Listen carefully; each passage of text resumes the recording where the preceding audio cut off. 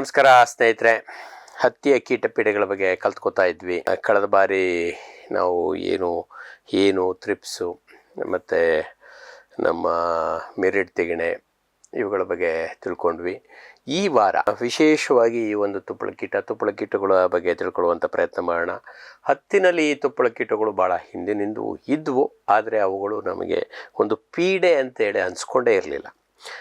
Bt ಹತ್ತಿ ಬಂದ ನಂತರ ಭಾಳ ಮುನ್ನೆಲೆಗೆ ಬಂದಂಥ ಎರಡು ಬಗೆಯ ಕೀಟಗಳು ತುಪ್ಪಳ ಕೀಟಗಳು. ಏಕೆಂದರೆ ತುಪ್ಪಳ ಕೀಟಗಳಲ್ಲಿ ಹಲವಾರು ಜಾತಿಗಳಿದ್ದಾವೆ. ಅದರಲ್ಲಿ ಪ್ರಮುಖವಾಗಿ ಎರಡು ಬಗೆಯ ಈ ತುಪ್ಪಳ ಕೀಟಗಳು ನಮಗೆ ಬೀಟಿ ಹತ್ತಿ ನಮ್ಮ ದೇಶದಲ್ಲಿ ವ್ಯಾಪಕವಾಗಿ ಬೆಳವಣಿಗೆ ಆದ ನಂತರ ಬಂದಂಥದ್ದು. ಯಾಕೆಂದರೆ 2002ರಲ್ಲಿ ನಮಗೆ ಮೊದಲ ಬಾರಿಗೆ ಇದರ ಬೀಟಿ ಹತ್ತಿ ಬೆಳೆಯೋದಕ್ಕೆ ಅನುಮತಿ ಸಿಕ್ತು. 2005ರಲ್ಲಿ ನಮಗೆ ಈ ಒಂದು ಮೊದಲನೇ ತುಪ್ಪಳ ಕೀಟ ಉತ್ತರ ಭಾರತದಲ್ಲಿ ಪ್ರಮುಖವಾಗಿ ಪಂಜಾಬ್ ಮತ್ತು ಹರಿಯಾಣ ಈ ಭಾಗದಲ್ಲಿ ಭಾಳ ದೊಡ್ಡ ಪ್ರಮಾಣದಲ್ಲಿ ಕಾಣಿಸ್ಕೊತು. ಬಹುಶಃ ಇದು ನಮ್ಮ ಪಕ್ಕದ ಪಾಕಿಸ್ತಾನದಿಂದ ನಮ್ಮ ದೇಶಕ್ಕೆ ಹರಡ್ತು ಅನ್ನುವಂಥ ಒಂದು ಪ್ರತೀತಿ ಇದೆ. ಅದು ನಿಜ ಸಹ. ಇಲ್ಲಿ ನಾನಾಗಲೇ ಹೇಳ್ದಂಗೆ ಇದು ಉತ್ತರ ಭಾರತದಿಂದ ಬಂದಂಥ ಇದು ಹತ್ತಿಯ ತುಪ್ಪಳ ಕೀಟ ಅಂತಲೂ ಕರೀತಾರೆ, ಅಥವಾ ಬದನೆಯ ತುಪ್ಪಳ ಕೀಟ ಅಂತ. ಇದು ಸಹ ಬಹುಭಕ್ಷಕವಾದಂಥ ಒಂದು ಕೀಟ. ಸುಮಾರು 100 ಬಗೆಯ ಸಸ್ಯ ಬಗೆಗಳನ್ನು ತಿನ್ನುವಂಥ ಸಾಮರ್ಥ್ಯ ಈ ಒಂದು ಕೀಟಕ್ಕಿದೆ. ಪ್ರಮುಖವಾಗಿ ನಮ್ಮ ಹತ್ತಿ ಮತ್ತು ಬದನೆ ಇವೆರಡೂ ಭಾಳಷ್ಟು ಹಾನಿಗೊಳಗಾಗಿರುವಂಥ ಒಂದು ಕೀಟಗಳು. ಈಗಾಗಲೇ ನಾವು ಬದನೆಯಲ್ಲೂ ಸಹ ಸ್ವಲ್ಪ ಮಟ್ಟಿಗೆ ಇದ್ರ ಬಗ್ಗೆ ತಿಳ್ಕೊಂಡಿದ್ದೀವಿ. ಅದೇ ರೀತಿ ನಾವು ಸುಮಾರು 2008ರಲ್ಲಿ ನಮ್ಮ ದಕ್ಷಿಣ ಭಾರತದಲ್ಲಿ, ಅದು ಪ್ರಮುಖವಾಗಿ ನಮ್ಮ ಕೊಯಮತ್ತೂರು ತಮಿಳುನಾಡಿನಲ್ಲಿ ಮೊದಲಿಗೆ ಗುರುತಿಸಿದಂಥ ಈ ಪಪಾಯ ಮೀಲಿ ಬಗ್ ಅನ್ನುವಂಥದ್ದೇನಿದೆ, ಇದು ನಮಗೆ ದಕ್ಷಿಣ ಭಾಗದಲ್ಲಿ ಮೊದಲು ಗೋಚರಿಸಿತು. 2008ರಲ್ಲಿ ನಮ್ಮ ದೇಶಕ್ಕೆ ಮೊದಲ ಬಾರಿಗೆ ಬಂದಂಥದ್ದು ಈ ಪಪಾಯ ಮೀಲಿ ಬಗ್. ತದನಂತರ ಈ ಪಪಾಯ ವ್ಯಾಪಾರದ ಮುಖಾಂತರ ಇದು ಕೂಡ ದೇಶವನ್ನೆಲ್ಲ ಆಕ್ರಮಿಸ್ಕೋತು. ತಮಿಳುನಾಡು ಅಲ್ಲದೇನೂ ಕೂಡ ಉತ್ತರದ ಹಿಮಾಚಲದವರೆಗೂ ಕೂಡ ಇವತ್ತು, ಅಥವಾ ಕಾಶ್ಮೀರದವರೆಗೂ ಕೂಡ ಈ ಪಪಾಯ ಮೀಲಿ ಬಗ್ ಹರಡ್ಕೊಂಡಿದೆ. ಇದು ಸಹ ಒಂದು ಬಹುಭಕ್ಷಕ ಪೀಡೆ. ಇವೆರಡೂ ಸೇರಿಕೊಂಡು ಇವತ್ತು ನಮ್ಮ ಹತ್ತಿಗೆ ಭಾಳಷ್ಟು ತೊಂದರೆಯನ್ನು ಉಂಟು ಮಾಡ್ತವೆ. ಹತ್ತಿ ಅಲ್ಲದೇನೂ ಸಹ ಈ ಪಪಾಯ ಮೀಲಿ ಬಗ್ಗು ಕೂಡ ಸುಮಾರು 180ಕ್ಕೂ ಹೆಚ್ಚಿನ ಸಸ್ಯ ಪ್ರಭೇದಗಳ ಮೇಲೆ ಹಾನಿಯನ್ನು ಉಂಟು ಮಾಡ್ತದೆ. ಅದರಲ್ಲಿ ಪ್ರಮುಖ ಹಲವಾರು ಬೆಳೆಗಳು ಸೇರಿಕೊಂಡಿದ್ದಾವೆ. ನಮ್ಮ ಕೃಷಿ ಅಥವಾ ತೋಟಗಾರಿಕೆಯಲ್ಲಿ ನೀವು ಯಾವುದೇ ಒಂದು ಬೆಳೆ ಕೈ ಹಾಕಿದ್ರೂ ಕೂಡ ಅದರಲ್ಲಿ ಇವತ್ತು ನಮ್ಮ ಈ ಪಪಾಯ ತುಪ್ಪಳ ಕೀಟ ಒಂದು ಪ್ರಮುಖ ಪೀಡೆ ಹಾಗೆ ಮಾರ್ಪಟ್ಬಿಟ್ಟಿದೆ. ಅದ್ರ ಜೊತೆಗೆ ಇವೆರಡನ್ನು ಪರಿಸರದಲ್ಲಿ ಭಾಳ ವ್ಯವಸ್ಥಿತವಾಗಿ ಉಳಿಸ್ಕೊಂಡಿರುವಂಥ ಭಾಳ ಹಾನಿಕಾರಕವಾದಂಥ ಇದು ಅಂತಂದರೆ, ಮೊದಲನೇದು ನಮ್ಮ ಪಾರ್ಥೇನಿಯಂ ಕಳೆ ಮೇಲೆ ಈ ಎರಡು ತುಪ್ಪಳ ಕೀಟಗಳು ಭಾಳ ಖುಷಿಯಾಗಿ ಸಂಭ್ರಮದಿಂದ ಬದುಕ್ತಾ ಇದ್ದಾವೆ. ಏಕೆಂದರೆ ನೀವು ಈ ಕಳೆಗೆ ಯಾವುದೇ ಒಂದು ರಾಸಾಯನಿಕವನ್ನು ಬಳಸಿದ್ರೂ ಕಡೆಯದಾಗಿ ನಮ್ಮ ಗ್ಲೈಫೋಸೇಟ್ ವಿಡಿಸೈಡನ್ನು ಬಳಸ್ತಾ ಇದ್ದೀರಿ, ಅದು ಸುಟ್ಟೋಗೋದಕ್ಕೆ ಅಂತೇಳಿ. ಆದ್ರೂ ಕೆಳಗಡೆ ಆ ಗೆಡ್ಡೆನಲ್ಲಿ ಕೂಡ ಇವು ಸೇರ್ಕೋತವೆ. ಮೇಲ್ಗಡೆ ಎಲೆ ಒಣಗೋದ್ರೂ ಕೂಡ ಆ ಎಲೆಯಿಂದ ಮೆಲ್ಲಗೆ ಕೆಳಗಿಡ್ದೋಗೆ ಅಥವಾ ಕಾಂಡದಿಂದ ಕೆಳಗಿಡ್ದು ಕೆಳಗಡೆ ಬೇರ್ನಲ್ಲಿ ಇವು ಬದುಕಿ ಮತ್ತೆ ಇನ್ನೊಂದು ಯಾವುದಾದ್ರೂ ಬೆಳೆ ಬಂತು ಅಂದರೆ ಅದ್ರ ಮೇಲೆ ಬೆಳ್ಕೋತವೆ. ಅಥವಾ ಅದೇ ಪಾರ್ಥೇನಿಯಂ ಗಿಡಕ್ಕೆ ನೀರು ಸಿಕ್ಕಾಗ ಮತ್ತೆ ಅದು ಚಿಗುರಿ ಮೇಲೆ ಬರುತ್ತೆ. ಆ ಚಿಗುರಿನಲ್ಲೂ ಕೂಡ ಇವು ಮತ್ತೆ ಹುಡುಕ್ತಾ ಇದ್ದಿದೆ. ಇವೆರಡೂ ಬಗೆಯ ಕೀಟಗಳನ್ನು ನಾನು ಅಲ್ಲಿ ಭಾಳ ವಿಶೇಷವಾಗಿ ಗಮನಿಸಿದ್ದೀನಿ. ಮತ್ತು ಈ ತುಪ್ಪಳ ಕೀಟಗಳು ಹೆಸರೇ ಹೇಳೋ ರೀತಿ ಸುಮಾರು 3 to 4 ಮಿಲಿಮೀಟರ್ ಗಾತ್ರದ ಈ ಒಂದು ಹುಳುಗಳು. ಸಾಧಾರಣವಾಗಿ ಈ ತುಪ್ಪಳ ಕೀಟಗಳಲ್ಲಿ ಒಂದು ವೈಶಿಷ್ಟ್ಯತೆ, ಹೆಸರೇ ಹೇಳುವಂಗೆ ದೇಹದ ಮೇಲೆಲ್ಲ ಈ ಬಿಳಿ ಬಣ್ಣದ ಮೇಣದ ಪುಡಿ ಅಥವಾ ಒಂದು ನಾರುಗಳು ಅಥವಾ ಹುರಿಗಳಿರ್ತವೆ ಈ ಹುಳಿಗಳ ಮೇಲೆ. ಮತ್ತು ಇವುಗಳಿಗೆ ಒಂದು ಉಷ್ಣತೆಯಿಂದ ರಕ್ಷಣೆಯನ್ನು ಕೊಟ್ಟರೆ ಚಳಿ ಶೀತ ಆಗದಾಗೆ ಅವುಗಳನ್ನು ಬೆಚ್ಚಗಿಡುತ್ತದೆ. ಅದೇ ರೀತಿ ಮಳೆ ಬಿದ್ದಾಗ ಮಳೆ ನೀರು ತೊಳ್ಕೊಂಡು ಭೂಮಿಯ ದೇಹದ ಒಳಕ್ಕೆ ಹೋಗಿ ಅವುಗಳಿಗೆ ಉಸಿರಾಟಕ್ಕೆ ತೊಂದರೆ ಕೊಡೋದ ರೀತಿ, ನೀರು ದೇಹದ ಒಳಕ್ಕೆ ಇಳಿಯೋದ ರೀತಿ ಅದಕ್ಕೆ ರಕ್ಷಣೆಯನ್ನು ಕೊಡ್ತದೆ. ಇವೆರಡು ಇದು ಮಾಡ್ತೇವೆ. ಅದ್ರ ಜೊತೆಗೆ ಬಹಳಷ್ಟು ಸಂದರ್ಭದಲ್ಲಿ ಈ ಮೇಲ್ಗಡೆ ಈ ಮೇಣದ ವಸ್ತು ಇರೋದ್ರಿಂದ ಬಹುತೇಕ ಸಾಮಾನ್ಯ ಒಂದು ಈ ಪರತಂತ್ರ ಜೀವಿಗಳು ಈ ಒಂದು ತುಪ್ಪಳ ಕೀಟವನ್ನು ಮುಟ್ಟದ ಹಾಗೆ ಅವುಗಳಿಗೆ ರಕ್ಷಣೆಯನ್ನು ಸಹ ಒದಗಿಸ್ತಾ ಇರ್ತವೆ. ಈ ಒಂದು ಪ್ರಾಮುಖ್ಯತೆ ಇದಿದೆ. ಭಾಳಷ್ಟು ಸಂದರ್ಭದಲ್ಲಿ ಇವುಗಳಲ್ಲಿ ಒಂದು ವೈವಿಧ್ಯತೆ ಏನಪ್ಪ ಇದೆ ಅಂತಂದರೆ, ಗಂಡು ತುಪ್ಪಳ ಕೀಟ ಸಾಧಾರಣವಾಗಿ ಸಣ್ಣದಿರುತ್ತೆ, ಅದಕ್ಕೆ ಮಾತ್ರ ರೆಕ್ಕೆಗಳಿರ್ತವೆ. ಆದರೆ ಬೇರೆ ಹೆಣ್ಣು ಕೀಟಗಳಿಗೆ ಅಥವಾ ಅಪ್ಸರೆಗಳಿಗಂತೂ ಬೈ ಡಿಫಾಲ್ಟ್ ಯಾವುದು ಮರಿಹುಳಗಳಿಗೆ ರೆಕ್ಕೆಗಳಿರೋದಿಲ್ಲ. ಆದರೆ ಹೆಣ್ಣು ಹುಳ ರೆಕ್ಕೆಗಳು ಇರೋದೇ ಇಲ್ಲ, ಅದು ಹೀಗೆ ತೆವಳ್ಕೋತಾ ಇರುತ್ತೆ. ಗಂಡು ಹುಳ ಮಾತ್ರ ಇದು ಮಾಡುತ್ತೆ. ಮತ್ತೆ ಈ ಒಂದು ಪ್ರತಿಯೊಂದು ಹೆಣ್ಣು ತುಪ್ಪಳ ಕೀಟದ ದೇಹದ ಕೆಳಗೆ ಹಲವಾರು ಮೊಟ್ಟೆಗಳಿರುವಂಥ ಸುಮಾರು 140 to 400 ಗಟ್ಟಲೆ ಮೊಟ್ಟೆಗಳಿರುವಂಥ ಈ ಕೋಶಗಳನ್ನು ಅದು ತನ್ನ ದೇಹದ ಕೆಳಗೇನೆ ಇಟ್ಕೋತಾ ಹೋಗುತ್ತೆ.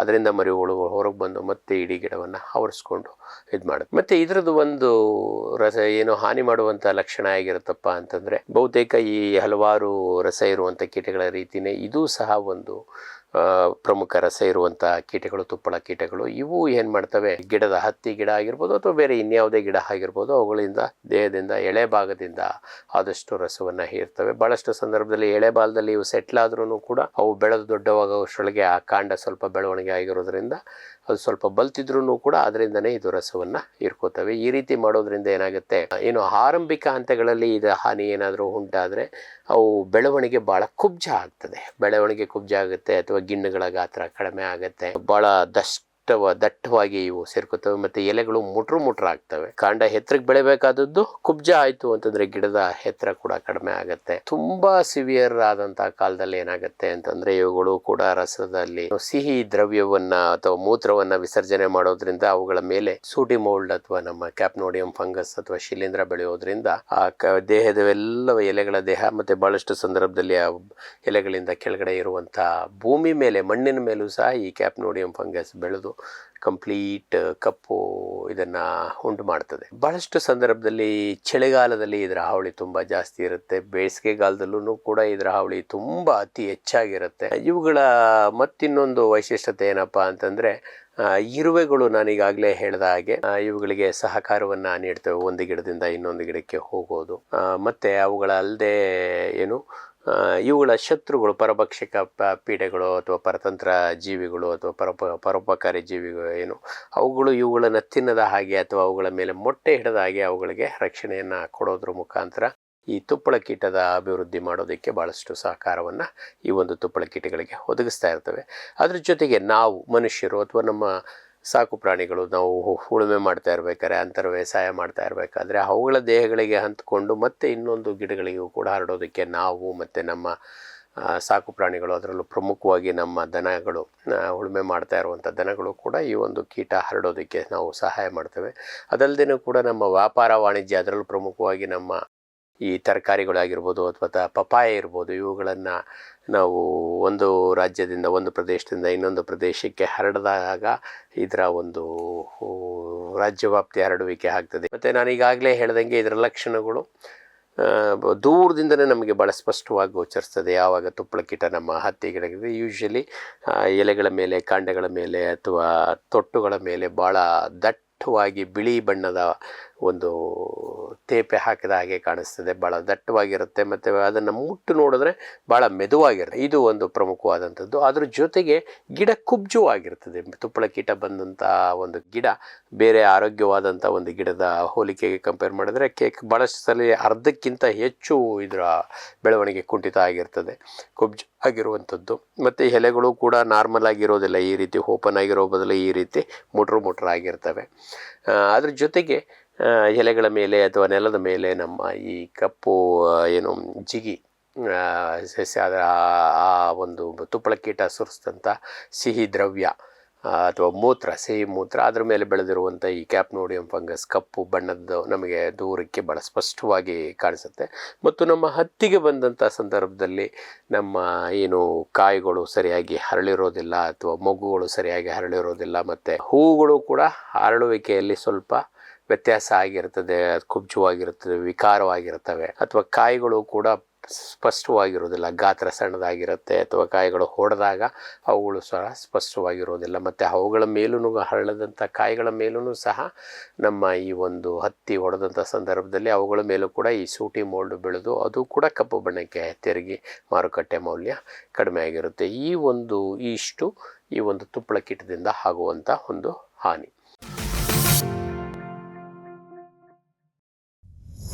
ಅಮೋಘ್ ಇ-ಕಾರ್ಟ್ ಕೃಷಿ ಬಳಕೆಯ ಬ್ಯಾಟರಿ ಚಾಲಿತ ಪರಿಸರ ಸ್ನೇಹಿ ತ್ರಿಚಕ್ರ ವಾಹನ. 400ರಿಂದ 600 ಕಿಲೋಗ್ರಾಂ ಭಾರ ಹೊರುವ ಸಾಮರ್ಥ್ಯ, ಶಬ್ದ, ಕಂಪನ, ಹೊಗೆ ರಹಿತ ಕುಳಿತು ಚಲಾಯಿಸುವ ವ್ಯವಸ್ಥೆ. 4ರಿಂದ 6 ಗಂಟೆ ಚಾರ್ಜ್ ಮಾಡಿ ಒಂದಿಡೀ ದಿನ ಬಳಸಬಹುದು. ರಿವರ್ಸ್ ಗೇರ್, ಹೈಡ್ರಾಲಿಕ್ ಲಿಫ್ಟ್, ಸುಲಭ ಚಾಲನೆ ಮತ್ತು ನಿರ್ವಹಣೆ. ಓಡಾಡಲು 3.5 ಅಡಿ ಅಗಲ ಸಾಕು. ಪಲ್ಟಿ ಆಗದಂತ ರಚನೆ. ಅಡಿಕೆ ತೋಟಕ್ಕೆ ಹೇಳಿ ಮಾಡಿಸಿದ್ದು. Sprayer, tiller, washer, brush cutter, earth auger ಜೋಡಿಸಬಹುದು. 1 ರಿಂದ 3 ವರ್ಷಗಳ warranty. Made in Sirsi, made in India.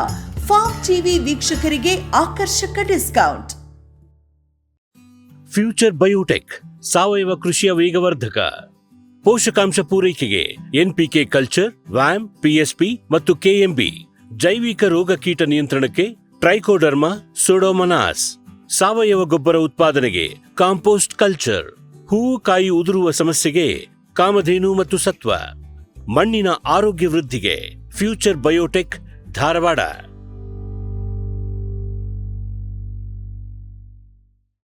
ಸಮೃದ್ಧ ಸಾವಯವ ಗೊಬ್ಬರ, ಎಂಎಸ್ಜಿಪಿ ಮತ್ತು ಕೆಸಿಡಿಸಿ ಉತ್ಪಾದನೆ, ಫಾರ್ಮ್ ಟಿವಿಯಿಂದ ಸರಬರಾಜು. ಅತಿ ಕಡಿಮೆ ಬೆಲೆಗೆ ಅತ್ಯುತ್ತಮ ಗೊಬ್ಬರ. ಇಲ್ಲ ಭಾರಲೋಹ, ಕೃಷಿ ವಿಶ್ವವಿದ್ಯಾಲಯದಿಂದ ಪರೀಕ್ಷಿತ.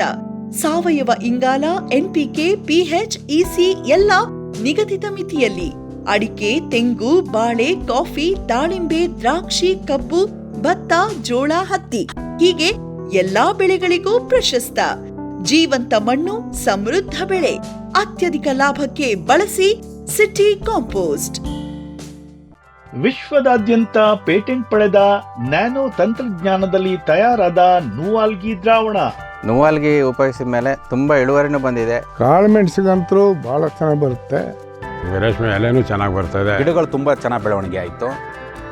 ಯಾವುದೇ ರಾಸಾಯನಿಕ ಅಥವಾ ವಿಶೇಷ ಗೊಬ್ಬರಗಳ ಗೊಡವೆ ಇಲ್ಲದೆ ಎಲ್ಲಾ ಬೆಳೆಗಳಲ್ಲಿ ಉತ್ತಮ ಗುಣಮಟ್ಟದ ಅಧಿಕ ಫಸಲನ್ನು ಪಡೆಯಿರಿ. ಯಾವಾಗಲೂ ನನ್ನ ಇರೋವರೆಗೂ ನೀವು ಅಲ್ಲಿಗೆ ಅಂತೂ ಬಿಟ್ಟು ಬಾಳಲ್ಲ ಅಂತ ಒಂದು ಭರವಸೆ ಕೊಡ್ತೀನಿ. ರೈತ ಬಾಂಧವರ ಸೇವೆಗೆ ಫಾರಂ ಟಿವಿಯ ಮತ್ತೊಂದು ಹೆಜ್ಜೆ. ಅತ್ಯುತ್ತಮ ಲ್ಯಾಬ್ ಮತ್ತು ನರ್ಸರಿಯ ಟಿಶ್ಯೂ ಕಲ್ಚರ್ ಮತ್ತು ಬೀಜ ಗಿಡಗಳು. ಗುಗಳೆ ಬಯೋಟೆಕ್ನ ಜಿನಿನ್ ಮತ್ತು ಏಲಕ್ಕಿ ಬಾಳೆ ಟಿಸಿ ಗಿಡಗಳು. ರೋಗರಹಿತ ದಾಳಿಂಬೆ ಮತ್ತು ಶೀಘ್ರ ಬೆಳೆಯುವ ತೇಗದ ಟಿಶ್ಯೂ ಕಲ್ಚರ್ ಗಿಡಗಳು. Taiwan red lady hybrid F1 ಮತ್ತು ನಂಬರ್ 15 ಪಪಾಯ ಬೀಜ ಗಿಡಗಳು. ಹಿಂದೆ ಕರೆ ಮಾಡಿ ಗಿಡ ಕಾಯ್ದಿರಿಸಿ. ಗ್ರೀನ್ ಪ್ಲಾಸ್ಟ್ ಐಎಸ್ಐ ಪ್ರಮಾಣೀಕೃತ ಪರಿಶುದ್ಧ HDPE ಜಿಯೋ ಮೆಂಬ್ರೇನ್ ಪಾಂಡ್ ಲೈನರ್ಗಳು. ಕೃಷಿ ಹೊಂಡ, ಕೆರೆ, ಕಾಲುವೆ, ಮೀನುಕೊಳ, ಸ್ಪಿರುಲಿನಾ ಹೊಂಡಗಳಿಗೆ ಬೇಕಾದ ಆಕಾರ ಮತ್ತು ವಿಸ್ತೀರ್ಣಗಳಲ್ಲಿ ಸರ್ಕಾರದ ಸಬ್ಸಿಡಿ ಯೋಜನೆಯಡಿ ಲಭ್ಯ. 100% ಪುನರ್ಬಳಕೆ, ಯುವಿ ಮತ್ತು ಒಡಕು ನಿರೋಧಕ, ಪಕ್ಕಾ ಜೋಡಣೆ, 5 ವರ್ಷಗಳ ಲಿಖಿತ ವಾರಂಟಿ. ಗ್ರೀನ್ ಪ್ಲಾಸ್ಟ್. ಫಾರ್ಮ್ ಟಿವಿ ವೀಕ್ಷಕ ರೈತರ ಬೆಳೆ ರಕ್ಷಣೆ ಈಗ ಹಿಂದೆಂದಿಗಿಂತ ಸುಲಭ, ಸರಳ, ಸುರಕ್ಷಿತ. ಶ್ರಮಜೀವಿಯಿಂದ ಸೂಕ್ಷ್ಮ ಪೋಷಕಾಂಶ, ಸೂಕ್ಷ್ಮಾಣುಜೀವಿ ಮತ್ತು ಬೇರುವರ್ಧಕಗಳು. ಕಾಳುಮೆಣಸು ಸೊರಗು ರೋಗ ತಡೆಗೆ ಟ್ರೈಕೋಡರ್ಮಾ, ಸೂಡೋಮೊನಾಸ್. ಸಮೃದ್ಧ ಬೆಳವಣಿಗೆ, ರೋಗ ನಿರೋಧಕ ಶಕ್ತಿಗೆ IISR ಪೆಪ್ಪರ್ ಸ್ಪೆಷಲ್. ಕೋಕೋ ಗಿಡಗಳ ಆರೋಗ್ಯಕ್ಕೆ ಜಿಂಕ್ ಸಲ್ಫೇಟ್ ಮತ್ತು ಫೆರಸ್ ಸಲ್ಫೇಟ್. ಅಡಿಕೆ ಹಿಡಿಮುಂಡಿಗೆ ನಿರ್ವಹಣೆಗೆ ರೂಟ್ ಪವರ್, ಜಿಂಕ್ ಮತ್ತು ಬೋರಾನ್. ಖಚಿತ ಗುಣಮಟ್ಟ, ಪ್ರಾಮಾಣಿಕ ಬೆಲೆ, ನಿರಂತರ ಸಲಹಾ ಸೇವೆ. ನಮ್ಮಿಂದಲೇ ಖರೀದಿಸಿ, ನಮ್ಮ ಬದ್ಧತೆಯ ಸೇವೆಗೆ ಬೆಂಬಲ ನೀಡಿ.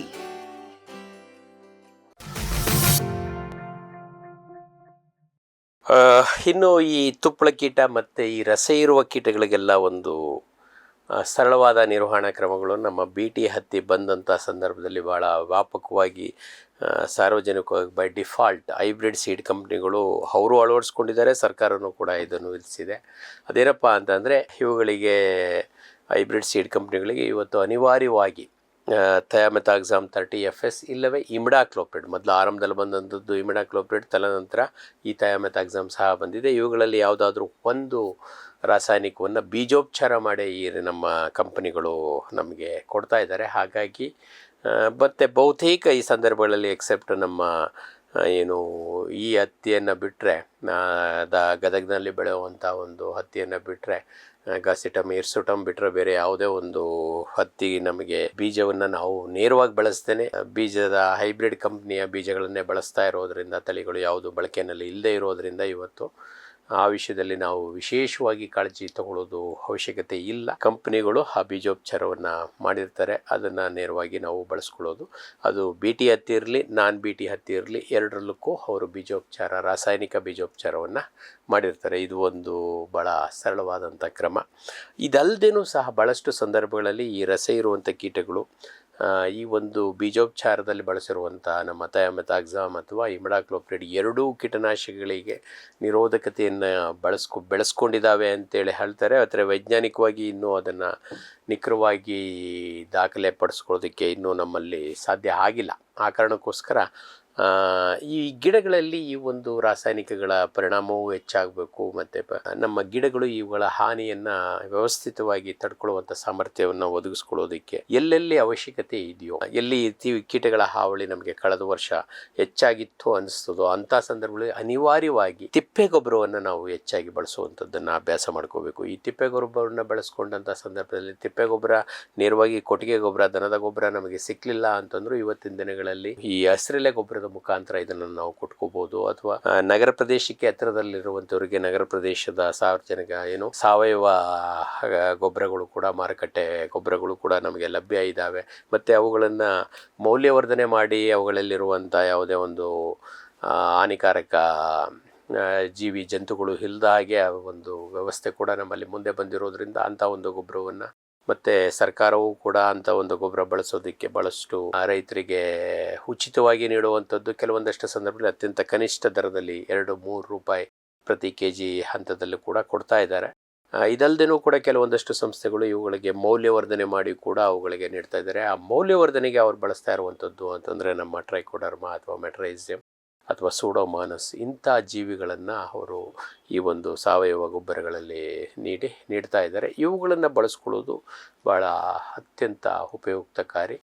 ಇದನ್ನು ಕನಿಷ್ಠ ಅಂತಂದ್ರು 5ರಿಂದ 10 ಟನ್ ಸಾವಯವ ಗೊಬ್ಬರ, ಮೌಲ್ಯವರ್ಧಿತ ಆಯಿತು ಅಂದರೆ ಕನಿಷ್ಠ 5 ಟನ್, ಅಥವಾ ಸಾಧಾರಣ ಗೊಬ್ಬರ ಆಯಿತು ಅಂದರೆ 10 ಟನ್ ಪ್ರತಿ ಎಕರೆಗೆ ಅನಿವಾರ್ಯವಾಗಿ ಕೊಡುವುದರಿಂದ ಈ ಒಂದು ಕೀಟಗಳಿಗೆ ನಾವು ನಿರೋಧಕತೆಯನ್ನು ನಮ್ಮ ಸಸ್ಯಗಳಲ್ಲಿ ಬೆಳೆಸ್ಕೊಳ್ಳೋದಕ್ಕೆ ಅನುಕೂಲ ಆಗುತ್ತೆ. ಮತ್ತು ಇದರಿಂದ ಬರೀ ನಿರೋಧಕತೆ ಅಲ್ಲದೇನೂ ಕೂಡ ಉತ್ಪಾದಕತೆ ಮೇಲೆ ಇವು ಭಾಳ ಗಣನೀಯವಾದ ಪರಿಣಾಮವನ್ನು ಬೀರೋದ್ರಿಂದ ಇವುಗಳನ್ನು ಬಳಸೋದು. ಅದಲ್ಲದೇನೂ ಕೂಡ ನಮ್ಮ ಮಣ್ಣಿನಲ್ಲಿ ಇವುಗಳಿಂದ ಭಾಳಷ್ಟು ಸಕಾರಾತ್ಮಕವಾದಂಥ ಬೆಳವಣಿಗೆಗಳಾಗ್ತವೆ. ಅವುಗಳಲ್ಲಿರುವಂಥ ಸವಳನ್ನು ನಿರ್ವಹಿಸುವಂಥ ಶಕ್ತಿಯನ್ನು ಆಗಿರ್ಬೋದು, ಅಥವಾ ಹುಳಿಯಾಗುವಂಥದ್ದನ್ನು ತಡೆಯುವಂಥ ಸಾಮರ್ಥ್ಯವಾಗಿರ್ಬೋದು, ಎರಡನ್ನೂ ಕೂಡ ನ್ಯೂಟ್ರಲೈಸ್ ಮಾಡಿ ನಮ್ಮ ಮಣ್ಣು ಆರೋಗ್ಯವಾಗಿರುವಂತೆ ನೋಡ್ಕೊಳ್ಳುವಂಥ ಸಾಮರ್ಥ್ಯ ಈ ಒಂದು ಸಾವಯವ ಪದಾರ್ಥಕ್ಕಿದೆ. ಮತ್ತು ಈಗಾಗಲೇ ನೀವೆಲ್ಲರೂ ಗಮನಿಸಿದ್ದೀರಿ, ಈ ಒಂದು ಮಣ್ಣಿನ ಜೀವ ರಕ್ಷಣೆಗೋಸ್ಕರ ಸರ್ಕಾರ ಭಾಳಷ್ಟು ಪ್ರಯತ್ನ ಮಾಡ್ತಾ ಇದೆ. ಅದ್ರ ಜೊತೆ ನಮ್ಮ ರೈತ ಸಮುದಾಯವು ಕೂಡ ಕೈ ಜೋಡಿಸಿದ್ರಷ್ಟೇ ನಿಮ್ಮ ಮುಂದಿನ ತಲೆಮಾರುಗಳಿಗೆ ನೀವು ಒಂದು ಉತ್ತಮ ಮಣ್ಣನ್ನು ಬಿಟ್ಟು ಹೋಗ್ಲಿಕ್ಕಾಗ್ತದೆ. ಇಲ್ಲ ಅಂದರೆ ಮುಂದಿನ ತಲೆಮಾರಿನ ಮಕ್ಕಳು ಖಂಡಿತವಾಗಿ ನಮ್ಮ ತಲೆಮಾರಿಗೆ ಬೈತಾ ಇರ್ತಾರೆ, ನೀವೇನು ಇಂಥ ಕೆಟ್ಟ ಭೂಮಿನ ನಮಗೆ ಬಿಟ್ಟು ಹೋದ್ರಿ ಅಂತೇಳಿ. ಆ ಅವಕಾಶವನ್ನು, ಆ ಬೈಗಳವನ್ನು ತಪ್ಪಿಸ್ಕೋಬೇಕು ನೀವು, ನಾವು ನಮ್ಮನ್ನು ಇದು ಮಾಡೋದನ್ನು ಅಂತಂದರೆ ನಿಮ್ಮ ಪೂರ್ವಜರು ನಿಮಗೆ ನೀಡಿದಂಥ ಭೂಮಿಯನ್ನು ನಿಮ್ಮ ಮುಂದಿನ ತಲೆಮಾರಿಗೆ ನೀವು ದಾಟಿಸಿ ಹೋಗೋದಕ್ಕೆ ಒಂದು ಸ್ವಲ್ಪ ಶ್ರಮ ತಗೋಬೇಕು ಅಂತೇಳಿ ನಾನು ನಿಮ್ಮ ಮೂಲಕ ಬೇಡ್ಕೋತೀನಿ. ಇದಲ್ಲದೇನೂ ಕೂಡ ಈ ಒಂದು ರಸ ಇರುವಂಥ ಕೀಟಗಳಿಗೆ ಇನ್ನೊಂದು ಅತ್ಯಂತ ಮೌಲ್ಯವರ್ಧನೆ ಮಾಡುವಂಥದ್ದು, ಗಿಡಗಳಿಗೆ ಸಾಮರ್ಥ್ಯ ನೀಡುವಂಥದ್ದು ನಮ್ಮ ಎಣ್ಣೆ ಬೀಜದ ಹಿಂಡಿಗಳನ್ನು ಹಾಕುವಂಥದ್ದು. ಎಣ್ಣೆ ಬೀಜದ ಹಿಂಡಿಗಳಲ್ಲಿ ಈಗಾಗಲೇ ನೀವು ಭಾಳಷ್ಟು ಸಲ ನಮ್ಮ ಬೇವಿನ ಹಿಂಡಿಯನ್ನು ಭಾಳಷ್ಟು ಕೇಳಿದ್ದೀರಿ. ಅದೇ ರೀತಿ ನಮ್ಮ ಹತ್ತಿ ಹಿಂಡಿಯೂ ಕೂಡ ಅಷ್ಟೇ ಮೌಲ್ಯಯುತವಾದಂಥದ್ದು.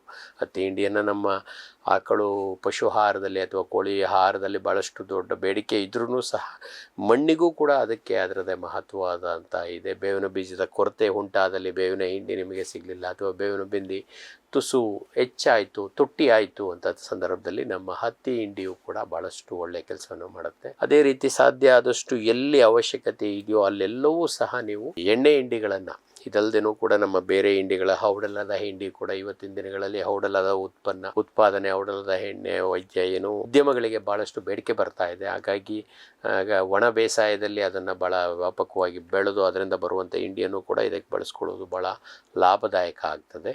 ಮತ್ತು ಈ ಕೆಲವೊಂದಷ್ಟು ಸಂದರ್ಭದಲ್ಲಿ ಈ ಹಿಂಡಿಗಳನ್ನು ಹಾಕಿದಂಥ ಸಂದರ್ಭದಲ್ಲಿ ಈ ರಸ ಇರುವಂಥ ಕೀಟಗಳನ್ನು ನಿರ್ವಹಣೆ ಮಾಡೋದು ನಮ್ಮ ಗಿಡಗಳಿಗೆ ಭಾಳ ಸರಳ ಆಗ್ತದೆ. ಅದರಲ್ಲಿರುವಂಥ ಕೆಲವೊಂದಷ್ಟು ಜೈವಿಕ ಅಂಶಗಳು ಈ ರಸ ಇರುವಂಥ ಕೀಟಗಳು ಈ ಒಂದು ಎಣ್ಣೆ ಹಿಂಡಿಗಳನ್ನು ಹಾಕಿದಂಥ ಸಂದರ್ಭದಲ್ಲಿ ಅಷ್ಟು ಚೆನ್ನಾಗಿ ಅಭಿವೃದ್ಧಿ ಆಗೋದಿಲ್ಲ. ಹಾಗಾಗಿ ನಮ್ಮ ಬೆಳೆಗಳು ಈ ರಸ ಇರುವಂಥ ಕೀಟಗಳಿಂದ ಮುಕ್ತ ಆಗ್ತವೆ ಅನ್ನೋದನ್ನು ನಾನು ಹೇಳೋದಕ್ಕೆ ಇಷ್ಟಪಡ್ತೀನಿ. ಇನ್ನು ತದನಂತರ ನಾವು ಬಳಸಬೇಕಾದಂಥ ಅವಕಾಶ ಇರುವಂಥದ್ದು ಸರಳ ಅವಕಾಶ ಅಂತಂದರೆ ಯೂಶ್ವಲಿ ಮುಂಗಾರು ಹಂಗಾಮಿನಲ್ಲಿ ಅಥವಾ ನಮ್ಮ ನೀರಾವರಿ ಹತ್ತಿ ಇದ್ದಂಥ ಪ್ರದೇಶಗಳಲ್ಲಿ ಈ ಜೈವಿಕ ಕೀಟನಾಶಕಗಳು, ಅದರಲ್ಲೂ ಪ್ರಮುಖವಾಗಿ ಶಿಲೀಂಧ್ರಗಳು ಈ ರಸ ಇರುವಂಥ ಕೀಟಗಳಿಗೆ ಭಾಳಷ್ಟು ಸಹಾಯವನ್ನು ಮಾಡ್ತಾ ಇದ್ದಾವೆ. ಅದು ಥ್ರಿಪ್ಸ್ ಇರ್ಬೋದು, ಹೇನ್ ಇರ್ಬೋದು, ಅಥವಾ ನಮ್ಮ ತುಪ್ಪಳ ಕೀಟಗಳಿರ್ಬೋದು. ಇವುಗಳಿಗೆಲ್ಲ ಭಾಳ ಅತ್ಯಂತ ಪರಿಣಾಮಕಾರಿಯಾದಂಥ ಒಂದು ಪರಿಣಾಮವನ್ನು ನೀಡ್ತದೆ. ಆದಷ್ಟು ಅತ್ಯಂತ ಪರಿಣಾಮಕಾರಿ ಅಂದರೆ ನಮ್ಮ ಬ್ರಾಡ್ ಸ್ಪೆಕ್ಟ್ರಮ್ ಮೆಟರೈಸಿಯಂ ಭಾಳಷ್ಟು ಹೆಚ್ಚಿನ ಕೀಟಗಳಿಗೆ ಅದು ಹಾನಿಯನ್ನು ಮಾಡುತ್ತೆ. ಅದನ್ನು ಮಣ್ಣಿನಲ್ಲೂ ಸಹ ಹಾಕ್ಬೋದು. ಕನಿಷ್ಠ ಎಕರೆಗೆ 10 kgಯಷ್ಟು ಈ ಒಂದು ಕೀಟರೋಗಕಾರಿ ಶಿಲೀಂಧ್ರಗಳನ್ನು ಹಾಕೋದ್ರಿಂದ ಇವು ಮಣ್ಣಿನಲ್ಲಿ ನಮ್ಮ ಥ್ರಿಪ್ಸ್ ಕೋಶಾವಸ್ಥೆಗೆ ಹೋದಂಥ ಸಂದರ್ಭದಲ್ಲಿ ಅದನ್ನು ಭಾಳ ಪರಿಣಾಮಕಾರಿಯಾಗಿ ನಿರ್ವಹಣೆ ಮಾಡುತ್ತೆ. ಅದೇ ರೀತಿ ಅದನ್ನು ಎಲೆಗಳ ಮೇಲೂ ಸಿಂಪರಣೆ ಮಾಡಿದಾಗ ಮೇ ಬಿ ಆರಂಭಿಕ ಹಂತಗಳಲ್ಲಿ ಇವು ನಮಗೆ ಅಷ್ಟು ಲಾಭ ಕಾಣಿಸ್ದೇ ಇದ್ರೂ ಒಂದು ಸಲ ಸಾಲುಗಳು ಕೂಡ್ಕೊಂಡಂಥ ಸಂದರ್ಭದಲ್ಲಿ ಒಳಗಡೆ ಆರ್ದ್ರತೆ ಹೆಚ್ಚಾಗುತ್ತೆ.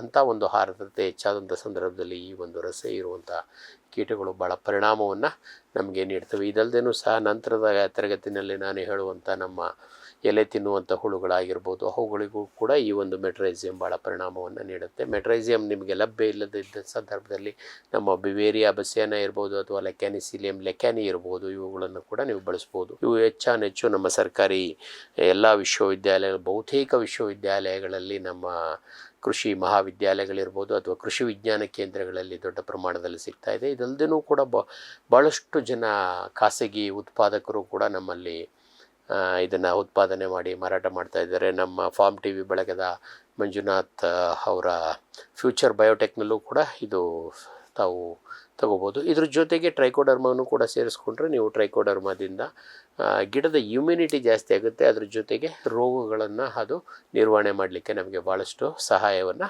ಮಾಡ್ತದೆ. ಇದು ಜೈವಿಕವಾಗಿ ಬಳಸುವಂಥದ್ದು. ಇದು ಸಿಂಪರಣೆ ಮತ್ತು ಮಣ್ಣಿಗೆ ಹಾಕೋದು 2 ಕ್ರಮಗಳಿಂದ ನಾವು ಮಾಡ್ಕೊಳ್ಳುವಂಥದ್ದು. ಇನ್ನು ನಂತರದ್ದು ಅಂದರೆ ಕಡೆಯದಾಗಿ ಬರುವಂಥದ್ದು ನಮ್ಮ ರಾಸಾಯನಿಕಗಳು ಮತ್ತು ನಮ್ಮ IPMನಲ್ಲಿ ಹೇಳುವಂಥದ್ದು ರಾಸಾಯನಿಕಗಳು ಕಡೆಯದಾಗ ಅದಕ್ಕಿಂತ ಮೊದಲೇ ನಿಮ್ಮಲ್ಲೇನಾದರೂ ಥ್ರಿಪ್ಸ್ನ ಹಾವಳಿ ಜಾಸ್ತಿ ಇದೆ ಅಥವಾ ಬಿಳಿ ನೊಣದ ಹಾವಳಿ ಜಾಸ್ತಿ ಇದೆ ಅಂತ, ಇದಕ್ಕಂತೂ ನಮ್ಮ ಸಮಗ್ರ ಕೀಟ ನಿರ್ವಹಣೆಯಲ್ಲಿ ನಾನು ಭಾಳ ಸಲ ಹೇಳಿದ್ದೀನಿ, ಹೆಗ್ಡೆ ಸಾಹೇಬರು ಹೇಳಿದ್ದಾರೆ, ಇನ್ನು ಹಲವಾರು ತಜ್ಞರು ಇದನ್ನು ನಿಮ್ಗೆ ಹೇಳ್ತಾನೇ ಇದ್ದಾರೆ. ಬಿತ್ತಿದ ಕೂಡಲೇ ನೀವು ನಿಮ್ಮ ಬೆಳೆಗಳಿಗೆ ಹಳದಿ ಮತ್ತು ನೀಲಿ ಅಂಟು ಬಳೆಗಳನ್ನು ಹಾಕುವಂಥದ್ದು. ಹಿಂದೆಲ್ಲ ಭಾಳಷ್ಟು ಕಡಿಮೆ ಇರ್ತಿದ್ವು, ಬಟ್ ಇವತ್ತಿನ ದಿನಗಳಲ್ಲಿ ನೀವು ಈ ಒಂದು ಅಂಟು ಬಳೆಗಳಿಗೆ ಅತ್ಯಂತ ಕಡಿಮೆ ವೆಚ್ಚದ ಖರ್ಚು, ಸುಮಾರು ಒಂದು 440 ಅಂಟು ಬಲೆಗಳಿಗೆ ನಿಮಗೆ ಒಂದು 600 ರೂಪಾಯಿ ಖರ್ಚಾಗುತ್ತೆ. ಅತ್ಯಂತ ಗುಣಮಟ್ಟದ ಒಂದು ಅಂಟು ಬಲೆಗಳನ್ನು ಹಾಕುವಂಥದ್ದು. ಅದರಲ್ಲಿ ಗಮ್ಮು ಬೇರೆ, ಪ್ಲಾಸ್ಟಿಕ್ ಕವರ್ಗಳು ಬೇರೆ, ಶೀಟ್ಗಳು ಬೇರೆ ಬರೋದ್ರಿಂದ ಅವುಗಳನ್ನು ನೀವೇ ಸ್ವತಃ ತಯಾರಿಸ್ಕೋಬೋದು. ಮ್ಯಾಕ್ಸಿಮಮ್ ಒಂದು 2,000 ರೂಪಾಯಿ ಒಂದು ಎಕರೆಗೆ ಖರ್ಚು ಮಾಡಿದ್ರೆ ಒಂದು ಎಕರೆಗೆ ಕನಿಷ್ಠ 100ರಿಂದ 150 ಅಂಟು ಬಲೆಗಳನ್ನು ನೀವು ಹಾಕೋಬೋದು. ಇದನ್ನು ಹಾಕೋದ್ರಿಂದ ಬಿಳಿ ನೊಣಗಳನ್ನು ನಿರ್ವಹಣೆ ಮಾಡ್ಕೋಬೋದು. ಅದ್ರ ಜೊತೆಗೆ ನಮ್ಮ ಥ್ರಿಪ್ಸ್ಗಳನ್ನು ಭಾಳ ಪರಿಣಾಮಕಾರಿಯಾಗಿ ನಿರ್ವಹಣೆ ಮಾಡ್ಬೋದು. ಇದ್ರ ಜೊತೆಗೇ ಕೂಡ ಇವೆರಡೂ ನಮ್ಮ ಪ್ರಮುಖ ಅಂಟು ಬಲೆಗಳ ಒಂದು ಪ್ರಮುಖ ಟಾರ್ಗೆಟ್ ಆದರೆ, ಇವುಗಳ ಜೊತೆಗೆ ನಮ್ಮ ಹಾರಾಡುವಂಥ ಏನುಗಳನ್ನು, ರೆಕ್ಕೆ ಇರುವಂಥ ಏನುಗಳನ್ನು ಸಹ ನಿರ್ವಹಣೆ ಮಾಡ್ಬೋದು. ಮತ್ತು ನಮ್ಮ ಜಿಗಿ ಹುಳುಗಳು ಅವೇನು ವಿಶೇಷವಾಗಿ ಅಂಟು ಬಲೆಗಳಿಗೆ ಆಕರ್ಷಿತವಾಗೋದಿಲ್ಲ, ಆಕ್ಸಿಡೆಂಟಲಿ ಹೋಗಿ ಅವು ಸಿಗಾಕೊಂಡು ಅವುಗಳ ಹಾವಳಿಯನ್ನು ನಾವು ತಡೆಯೋದಕ್ಕೆ ನಮಗೆ ಸಹಾಯ ಮಾಡ್ತವೆ. ಅದೇ ರೀತಿ ಇತ್ತೀಚೆಗೆ ಜಾಸ್ತಿ ಆಗ್ತಾ ಇರುವಂಥ ನಮ್ಮ ಮಿರಿಡ್ ತಿಗಣೆಗಳನ್ನು ಇವು ಆಕ್ಸಿಡೆಂಟಲ್ ಆಗಿ ಉದ್ದೇಶಪೂರ್ವಕ, ಆ ಕಾರಣಕ್ಕೋಸ್ಕರ ನಮ್ಮ ಹಳೆ ರೆಕಮೆಂಡೇಶನ್ ಕೇವಲ 30-40 ಪ್ರತಿ ಎಕರೆಗೆ ಇರೋದನ್ನು ನಾವು ಇವತ್ತು ಬದಲಾಯಿಸಿ ಅವುಗಳ ಸಂಖ್ಯೆಯನ್ನು ಜಾಸ್ತಿ ಮಾಡ್ತಾ ಇದ್ದೀವಿ. ಸುಮಾರು 100ರಿಂದ 150, 200ವರೆಗೆ ಒಂದು ಎಕರೆಗೆ ಈ ಅಂಟು ಬಲೆಗಳನ್ನು ಹಾಕೋದು. ಮತ್ತು ಈ ಅಂಟು ಬಲೆಗಳನ್ನು ಹಾಕಬೇಕಾದ್ರೆ ನೀವು ಒಂದು ವಿಶೇಷವಾದ ಎಚ್ಚರಿಕೆಯನ್ನು ವಹಿಸಬೇಕು ಅಂತಂದರೆ, ಇದು ಬೆಳೆಗಿಂತ 1 ಅಡಿ ಎತ್ತರದಲ್ಲಿ, ಇಲ್ಲಿ ಬೆಳೆ ಇತ್ತು ಅಂತಂದರೆ ಇಲ್ಲಿಗೆ ಅಷ್ಟೇ. ಏಕೆಂದರೆ ಇದು ತುಂಬ ಎತ್ತರಕ್ಕೆ ಹಾಕೋದಿಲ್ಲ. ಭಾಳಷ್ಟು ಸಲ ನಾನು ರೈತರ ಪರಿಸರದಲ್ಲಿ, ಅದರಲ್ಲೂ ವಿಶೇಷವಾಗಿ ತರಕಾರಿ ಬೆಳೆಗಾರರನ್ನು ನಾನು ಗಮನಿಸಿದಾಗ ಅವರು ಆ ತರಕಾರಿಗಳನ್ನು ಹಬ್ಸೋದಕ್ಕೋಸ್ಕರ ದಡಿಗಳನ್ನು ಕಟ್ಕೊಂಡಿರ್ತಾರೆ. ಆ ದಡಿಗಳ ಎತ್ತರ ಸುಮಾರು 5ರಿಂದ 6 ಅಡಿ ಎತ್ತಿರ್ತದೆ. ಅದರ ತುದಿಗೆ ಇದನ್ನು ಹಾಕಿರ್ತಾರೆ. ಆದರೆ ಅಂಟು ಬಲೆಗೆ ಅಂತೇಳಿ ನೀವು ವಿಶೇಷವಾಗಿ ಬೆಳೆಗಿಂತ 1 ಅಡಿ ಎತ್ತರದಲ್ಲಿ ಇವುಗಳನ್ನು ಸ್ಥಾಪಿಸ್ಕೋಬೇಕು. ಮತ್ತು ಬೆಳೆ ಬೆಳೆದಂತೆ ಇವುಗಳ ಎತ್ತರವನ್ನು ಕೂಡ ನೀವು ಎತ್ತರಿಸ್ಕೊತಾ ಹೋದರೆ ಈ ಅಂಟು ಬಲೆಗಳಿಂದ ನಾವು ಭಾಳ ಪರಿಣಾಮಕಾರಿಯಾಗಿ ಈ ರಸ ಇರುವಂಥ ಕೀಟಗಳನ್ನು ನಿರ್ವಹಣೆ ಮಾಡ್ಕೋಬೋದು.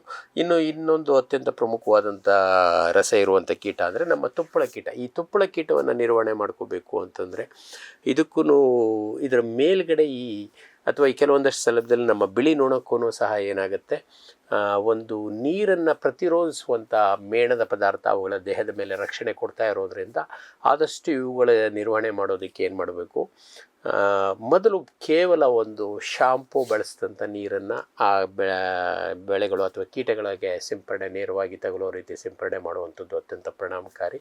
ಅದೇನಾಗುತ್ತೆ, ಅದ್ರ ಮೇಲ್ಗಡೆ ಇರುವಂಥ ಅಂಟು ಪದಾರ್ಥವನ್ನು ಕರಗಿಸಿ ಇದು ಮಾಡುತ್ತೆ ಮತ್ತು ಆ ಹುಳವನ್ನು ನಮಗೆ ಎಕ್ಸ್ಪೋಸ್ ಮಾಡುತ್ತೆ, ಪರಿಸರಕ್ಕೆ ಎಕ್ಸ್ಪೋಸ್ ಮಾಡುತ್ತೆ. ಭಾಳಷ್ಟು ಸಲ ಆ ಹುಳ ಬಿಸಿಲಿಗೆ, ಗಾಳಿಗೆ ಮತ್ತು ಅದರ ಪರಭಕ್ಷಕಗಳಿಗೆ ಬಲಿಯಾಗೋದ್ರ ಜೊತೆಗೆ ಮಾರನೇ ದಿನ ನಾವು ಬಳಸುವಂಥ ರಾಸಾಯನಿಕ ಕೀಟನಾಶಕಗಳು ನೇರವಾಗಿ ಅದಕ್ಕೆ ದೇಹಕ್ಕೆ ತಲುಪೋದಕ್ಕೆ ಸಹಾಯ ಮಾಡುತ್ತೆ.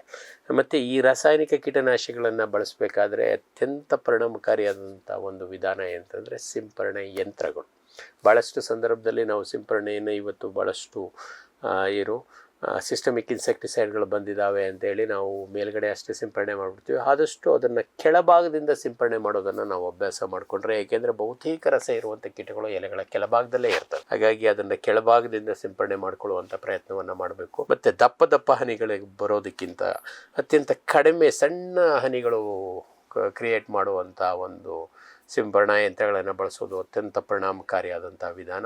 ದಪ್ಪ ಹನಿಗಳಾದರೆ ಏನಾಗುತ್ತೆ, ಎಲೆಗಳು ತೊಳ್ಕೊಂಡು ನೀರು ಕೆಳಗೆ ಬಿದ್ದೋಗುತ್ತೆ.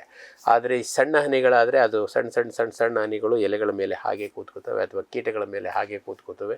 ಇವುಗಳಿಂದ ಪರಿಣಾಮ ನಮಗೆ ಹೆಚ್ಚು ಸಿಗುತ್ತೆ. ಮತ್ತು ಭಾಳಷ್ಟು ಸಂದರ್ಭದಲ್ಲಿ ಅವು ಮಣ್ಣಿಗೆ ಹೋಗೋದಿಲ್ಲ. ಮಣ್ಣಿಗೆ ಹೋಯ್ತು ಅಂತಂದರೆ ನಮ್ಮ ಮಣ್ಣಿನಲ್ಲಿರುವಂಥ ಈ ಕೀಟನಾಶಕಗಳ ಅಂಶ ಜಾಸ್ತಿ ಆಗುತ್ತೆ. ಅದರಿಂದ ನಮಗೆ ಲಾಭಕ್ಕಿಂತ ಹಾನಿನೇ ಹೆಚ್ಚು ಜಾಸ್ತಿ ಆಗುತ್ತೆ. ಆ ಕಾರಣಕ್ಕೋಸ್ಕರ ಅದನ್ನು ಮಣ್ಣಿಗೆ ಹೋಗಿ ಬಿಡದೆ ಆದಷ್ಟು ಎಲೆಗಳ ಮೇಲೆ ಕೂತ್ಕೊಳ್ಳೋ ರೀತಿ ಸಣ್ಣ ಹನಿಗಳನ್ನು, ತುಂತುರು ಹನಿಗಳನ್ನು ಕ್ರಿಯೇಟ್ ಮಾಡುವಂಥ ಫಾಗರ್ಸ್ಗಳನ್ನು ಬಳಸ್ಕೊಳ್ಳುವಂಥ ತಂತ್ರಜ್ಞಾನ ಇರುವಂಥ ಈ ಒಂದು ಯಂತ್ರಗಳನ್ನು ಬಳಸೋದು ಅತ್ಯಂತ ಪರಿಣಾಮಕಾರಿಯಾದಂಥದ್ದು. ಕಡೆಯದಾಗಿ ನಾನು ಯಾವುದೇ ರಾಸಾಯನಿಕಗಳನ್ನು ಹೆಸರುಡೋದಿಲ್ಲ. ಆದಷ್ಟು ಇವತ್ತಿನ ದಿನಗಳಲ್ಲಿ ಬಂದಿರುವಂಥ ಹೊಸ ಕಾಲಮಾನದ ಕೀಟನಾಶಕಗಳಾದ ಮತ್ತು ಹಳೆ ಕಾಲದ ಕೀಟನಾಶಕಗಳು ನಮ್ಮ ಅಸಿಟಮಪ್ರಿಡ್ ಇರ್ಬೋದು, ಅಥವಾ ನಮ್ಮ ಥಯಾಮೆಥಾಕ್ಸಾಮ್ ಇರ್ಬೋದು, ಅಥವಾ ನಮ್ಮ ಇಮಿಡಾಕ್ಲೋಪ್ರಿಡ್ ಇರ್ಬೋದು, ಇವು ಅಥವಾ ಎಮಮೆಕ್ಟಿನ್ ಬೆನ್ಜೋಯಿಟ್, ಇವು ಅತ್ಯಂತ ಹಳೆಯ ಕೀಟನಾಶಕಗಳು. ಮತ್ತು ತದನಂತರ ಇತ್ತೀಚಿನ ದಿನಗಳಲ್ಲಿ ಬಂದಿರುವಂಥ ನಮ್ಮ ಡೈಫೆನ್ಥೈರಾನ್ ಇರ್ಬೋದು, ಫಿಡೋಪೈರೋಪೇನ್ ಇರ್ಬೋದು, ಅಥವಾ ಇನ್ನೂ ಮುನ್ನೆಲೆಗೆ ಹೊಸ ತಂತ್ರಜ್ಞಾನದ ಕೀಟನಾಶಕಗಳಾದಂಥ ನಮ್ಮ ಅಥವಾ ಬ್ರಾಫ್ಲಾನಿನಿಡೆ ಅಥವಾ ಎಕ್ಸ್ಪೋನಸ್ ಅಂತೇಳಿ ಮಾರ್ಕೆಟ್ನಲ್ಲಿ ಪ್ರಚಲಿತದಲ್ಲಿರುವಂಥದ್ದು, ಅಥವಾ ನಮ್ಮ ಗ್ರೇಸಿಯಾ ಇರ್ಬೋದು. ಇಂಥ ಕೀಟನಾಶಕಗಳನ್ನು ಬಳಸ್ಕೊಳ್ಳೋದ್ರಿಂದ ಅತ್ಯಂತ ಪರಿಣಾಮಕಾರಿಯಾದಂಥ ಪರಿಣಾಮಗಳನ್ನು ನಾವು ಈ ಒಂದು ರಸ ಇರುವಂಥ ಕೀಟಗಳಿಗೆ ಹೊಂದ್ಬೋದು.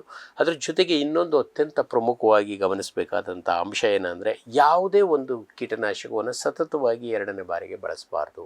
ಅದಲ್ಲದೇನೂ ಕೂಡ ಈ ಕೀಟನಾಶಕವನ್ನು ಕನಿಷ್ಠ 1 ತಿಂಗಳು ಮತ್ತೆ ಇನ್ನೊಮ್ಮೆ ಬಳಸೋದನ್ನು ನಾವು ತಪ್ಪಿಸಿದ್ರೆ ಈ ಕೀಟನಾಶಕಗಳ ಪರಿಣಾಮವು ಕೂಡ ನಮಗೆ ಹೆಚ್ಚಾಗುತ್ತೆ. ಮೊದಲನೇದಾಗಿ ನಾನು ಹೇಳಿದಂಥ ಕೆಲವೊಂದಷ್ಟು ಕ್ರಮಗಳನ್ನು ನೀವು ಅಳವಡಿಸ್ಕೊಂಡಿದ್ರೆ ಅಂದರೆ ಇದರ ಅನಿವಾರ್ಯತೆ ಬರೋದೇ ಇಲ್ಲ. ಬೈ ಚಾನ್ಸ್ ಬಂತು, ವಾತಾವರಣ ಅವಕ್ಕೆ ಪೂರಕವಾಗಿತ್ತು, ಅಥವಾ ನಾವೇನೋ ಒಂದು ತಪ್ಪು ಮಾಡಿದ್ವಿ ಅದರಿಂದಾಗಿ ಕೀಟಗಳ ಹಾವಳಿ ಹೆಚ್ಚಾಗಿತ್ತು ಅಂತಂದಾಗ ಇದು ತೊಂದರೆ ಆಗುತ್ತೆ. ಅದ್ರ ಜೊತೆಗೆ ಇನ್ನೊಂದು ಪ್ರಮುಖ ಅಂಶವನ್ನು ನಾನು ಬಿಟ್ಬಿಟ್ಟೆ, ಏನು ಅಂತಂದರೆ ನಮ್ಮ ಬೆಳೆಗಳಿಗೆ ಭಾಳಷ್ಟು ಸಂದರ್ಭಗಳಲ್ಲಿ ನಾವು ಈ ಪೊಟ್ಯಾಷ್ ಅಂಶವನ್ನು ಕೊಡೋದಿಲ್ಲ, ಅಥವಾ ಈ ಪೋಷಕಾಂಶಗಳನ್ನು ಸಮಗ್ರವಾಗಿ ಬಳಸೋದಿಲ್ಲ. ಸಮತೋಲಿತವಾದ ಪೋಷಕಾಂಶಗಳಿಂದಾಗಿ ಹೆಚ್ಚಾಗಿ ನಮಗೆ ಈ ರಸ ಇರುವಂಥ ಕೀಟಗಳ ಹಾವಳಿ ಹೆಚ್ಚಾಗಿರುತ್ತೆ. ಪೊಟ್ಯಾಷ್ ಅಂಶವನ್ನೇ ನಾವು ಬಳಸಲಿ ಗಮನಿಸೋದೇ ಇಲ್ಲ. ಏಕೆಂದರೆ ಪೊಟ್ಯಾಷ್ ಬಹುತೇಕ ಸಂದರ್ಭಗಳಲ್ಲಿ ಲಭ್ಯತೆ ಇಲ್ಲ ಅನ್ನೋ ಒಂದು ನೆಪ ಹೇಳಿ ನೀವು ಅದನ್ನು ಬಳಸೋದಿಲ್ಲ. ಆದರೆ ಹೇಗಾದರೂ ಮಾಡಿ ಯಾವುದು ಕಾಂಪ್ಲೆಕ್ಸ್ ರೂಪದಲ್ಲಾಗಿರ್ಬೋದು ಅಥವಾ ನೇರ ಪೋಷಕಾಂಶದ ರೂಪದಲ್ಲೇ ಆಗಿರ್ಬೋದು, ಹೇಗಾದರೂ ಮಾಡಿ ಪೊಟ್ಯಾಷನ್ನು ಕೊಡುವಂಥದ್ದನ್ನು ಅಭ್ಯಾಸ ಮಾಡ್ಕೊಳ್ಳಿ. ಮತ್ತು ಬಿತ್ತನೆ ಸಮಯಕ್ಕೆ ಅನಿವಾರ್ಯವಾಗಿ